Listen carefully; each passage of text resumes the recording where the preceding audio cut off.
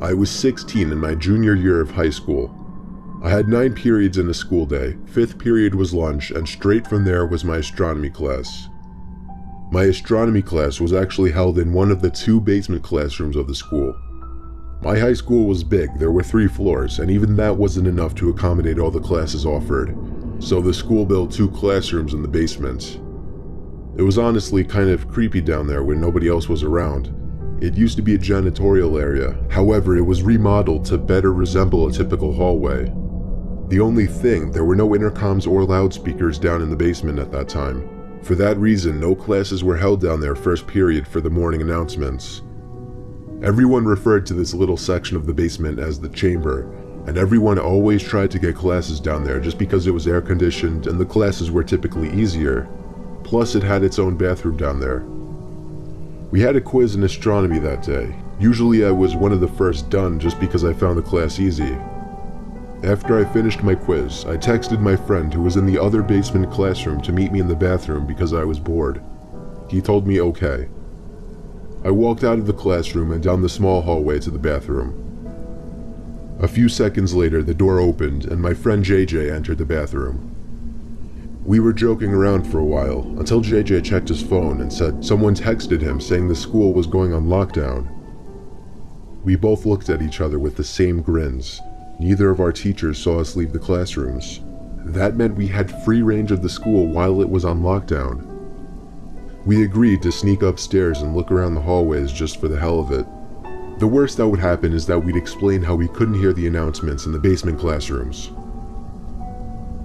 Upon opening the basement door to the main floor, we were surprised to find all the lights had been turned off, so the hallways were pretty much pitch black aside from the light pouring in from the doors in the lobby.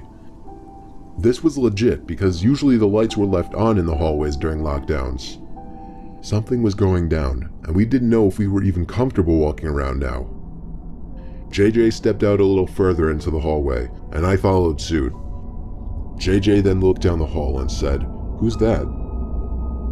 I looked, and emerging from the darkness was a man. At first we couldn't tell if he was a teacher or not, but as he got closer, we realized this guy wasn't dressed at all like any staff member.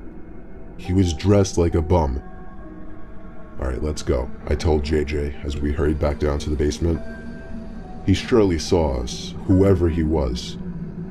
We saw both classrooms had their doors shut and lights off, so to avoid making a scene, we decided to hide in the bathroom. I shut the light first thing and then we both went to hide in the corner stall. There was complete silence in the room, no ventilation, no heaters, nothing. Just the sound of me and JJ breathing, and an occasional drip from the sink. The door to the bathroom suddenly opened, and light from the hallway poured into the bathroom for a brief moment. The door shut and the bathroom was once again pitch black. Me and JJ tried our best to control our breathing. The room was so silent that we could hear somebody walking over to our side of the bathroom. The person stopped and started breathing really heavily, as if they were out of breath. Me and JJ were both scared to death. JJ did something very dumb. He whispered in my ear, "We have to crawl out through the other stalls." The room was so silent, however, that even JJ's whisper could be heard from across the room. The heavy breathing outside the stall stopped, and the person tried pressing the stall door in. That was when I whispered, "Go, go," to JJ. We both crawled under the side wall to the next stall over, and then the next stall, and then finally out to the other side of the bathroom. The person was now full on banging on the stall door. Me and JJ hopped up off the floor, opened the door, and as the light filled the room again, we saw the guy from upstairs in the corner. We pounded on the door to JJ's class. The teacher let us in within seconds. JJ explained everything as the teacher locked the door, mentioning a gun sticking out of the man's pocket. I was shocked to hear this because I didn't see a gun, but I went along with it anyway. Usually a bunch of high school students would be laughing their asses off at 2 students causing a scene like this, but I noticed all the kids sitting in the corner looked concerned. A sudden bang at the door made everyone jump and a couple of girls squeal out of fear. JJ, the teacher, and I could see the man standing at the door, looking through the window while trying the doorknob. After a few bangs on the door out of what seemed to be anger, he turned and walked down the hallway back to the stairs. We don't know how much longer the lockdown went on for, but for over an hour we sat in silence in the room, other than the teacher occasionally asking me and JJ questions in a very concerned tone, shaking his head after everything we would tell him. Eventually, somebody from upstairs called the teacher and he instructed all of us to single file walk up the stairs and out of the building, where we would be greeted by cops. Me and JJ did the best we could at describing the man to the cops and to the dean. One of the cops patted me on the back and we were sent off to go home. After this incident, the school installed cameras everywhere and ramped up the security budget. This incident never got media attention, so honestly, we never found out if police caught the guy. I'm convinced that man had no other intentions but to kill us then and there in that bathroom stall.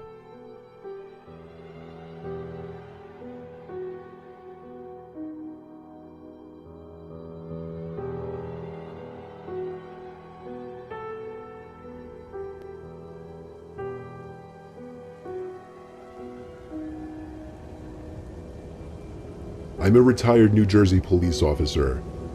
Throughout my 20 years in the force, the most disturbing call I ever received was for a school lockdown happening at a nearby middle school, of which I'll leave out the name for legal reasons. It happened on a stormy, dark day. My car number was called on the radio to respond to a lockdown, where a suspicious-looking man was seen stepping out from a white van parked behind a school and walking into the back door by the boys' locker room.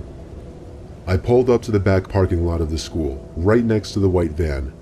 Nobody was inside and all the doors and trunk were locked. I opened the red back door that entered into the gym hallway, right by the locker rooms. The main lights had been turned off, so the whole inside of the school was dark. I unholstered the flashlight from my belt and used it to navigate the halls.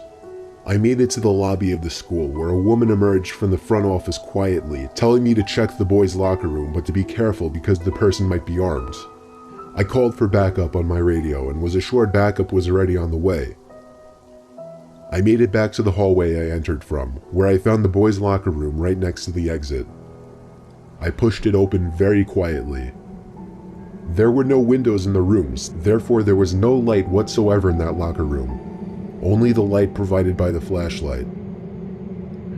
There was a white noise in the room, some kind of vent on the ceiling blowing air, but even over that, I was hearing faint scratching type noises or little dings on the locker doors from the other side.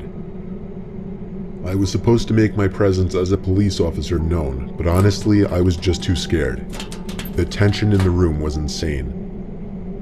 I held my flashlight in one hand and my gun in the other as I snuck to the other side of the locker room. It seemed like wherever I was in the room, the dings and thuds would be coming from the other side. I was standing in the corner of the locker room, right by the door to the bathroom, when the sound of someone slamming a locker door from another room made me jump out of my skin. I went in the direction where I heard the slam to find out that it was from the boys' football team locker room. There was no door separating the main locker room from the football locker room. The lockers in here were also 3 times the size. I finally had the nerve to make my presence known by shouting police. After shouting, a kid started screaming help from somewhere in the room. It was very muffled though. The kid pounded on a locker door on the other side of the row I was in. When I found out that the boy was trapped inside of a locker, I felt sick in my stomach. I told him I'd be right back, once again calling for backup while running outside to where the white van was. It was gone. My biggest mistake was not getting the plate number first thing. I told dispatch to be on lookout for a suspicious white van. I ran back into the school and instructed the staff in the front office to end the school day and to send somebody with a key to the locker room to get the boy out of the locker. The boy was held by the man with a knife on his back, as I speculate the man was quietly trying to get the 12-year-old boy to his van. The boy was bleeding on his arm from the man cutting him while resisting. The man's van was spotted a week later in a 7-Eleven parking lot, where he was arrested after being properly identified.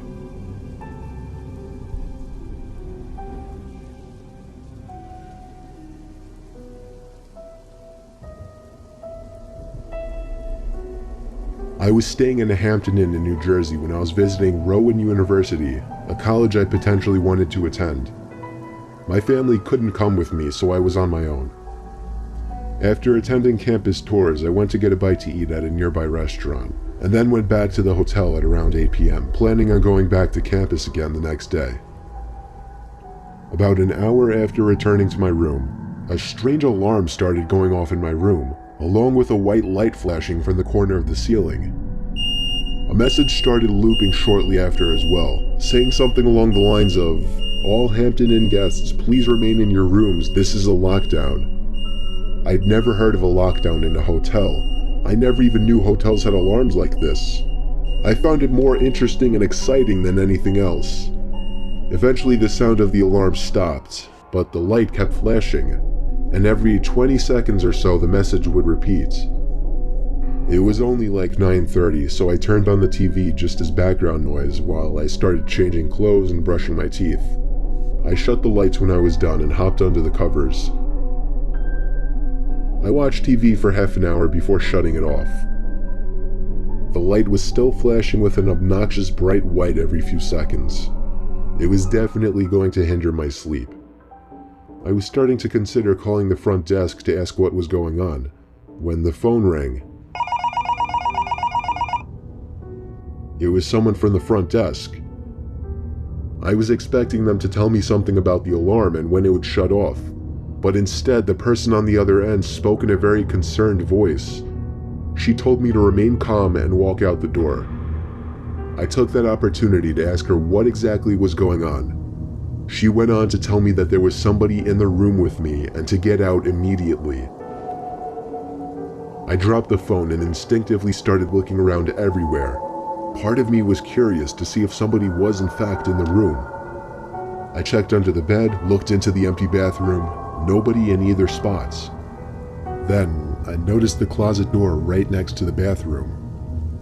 It was one of those closets with a wooden sliding door. It was open just a tiny crack, and through that tiny crack, I could see a person's face. At first it didn't sink in what I was seeing, but when the door slid shut, that was when I freaked out and ran out the door. The people at the front desk showed me security footage from an hour earlier of some sketchy looking man walking around the hallways, apparently looking for a certain room. When he got to my door, he opened it with the card he somehow acquired, and that was it. I stayed around as the authorities took the person out in chains. It was a man, of course, on the shorter side, easily 40s. He looked at me as he passed, as if he knew who I was immediately. It's scary thinking back that he may have been watching me for more than an hour from that closet.